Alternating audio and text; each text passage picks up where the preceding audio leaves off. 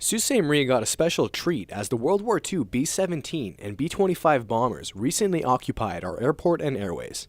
Veterans and residents got the opportunity to climb aboard the B-17 Warbird as part of the commemorative Air Force Airbase Arizona's Flying Legends of Victory tour. The B-17 is one of only 10 of these particular warbirds left flying in the world. It was built in December of 1944. It was built in Douglas, Long Beach, California. It got inducted into service too late to actually see combat. That's probably why it's in as good a shape as it's in. It was the mothership that flew unmanned B-17s into the mushroom cloud to collect radiation data. When we got it, it was flyable, but we spent 15 years cleaning it up, restoring it, and scrounging up all of the warbird equipment, all of the gun turrets and everything to restore it to authentic warbird configuration. The B-17 had a crew of 10. Only the pilot and co-pilot did not man a gun. The tail gunner and what we call the ball turret gunner, which is the gunner that's in the ball underneath the belly of the aircraft, they sat in the radio room for takeoff and landing. The tail gunner would crawl past the tail wheel, get into his position. He's kneeling, and he stays like that for about 6 hours. The ball turret gunner, we rotate the gun barrel straight down, and he can crawl into his duty station, and he stays in that curled up position for about 6 hours. The two waist gunners, of course, are standing up there. The bombardier, he controls what we call the chin turret. So he's up there with controls, and there's a turreted twin barrel station there.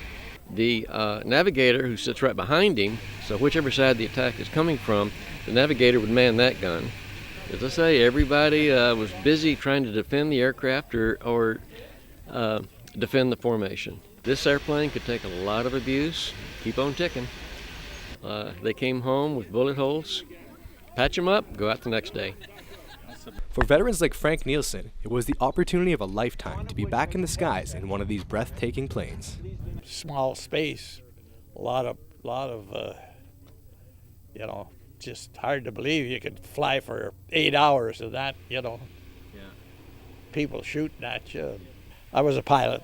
Ooh, it's different for sure. Big, no room in there. Shake, rattle, and roll. One fact I know for sure, I'm glad I didn't fly it. You'd be glad to get back, I'll tell you that. Happy to have this privilege, to do this. Very, very nice. Oh, the flight was good, yeah, it was very good. Not really bumpy. We sat in the back, and well, you know where we sat, by the waist guns, and it was all right. It was a good airplane. A good airplane. Got off the ground real good. It took me back in years, a lot of memories, and a lot of good memories, and bad ones too.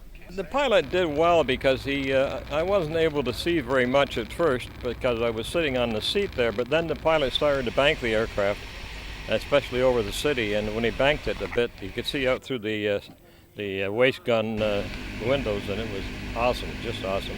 I think it's an honor. It's a very good honor, yeah. It's what they call a bucket list experience. You never know if you'll ever get a chance to do it again, so we're just happy to see people get this little bit of history. They have stories to tell. I have yet to see a passenger get off the airplane after a ride that isn't just grinning from ear to ear. For more information on the Flying Legends of Victory tour, you could visit azcaf.org, or you could find the commemorative Air Force Airbase Arizona's Facebook page online. Reporting for Go on Shaw TV, I'm Christian LeMay.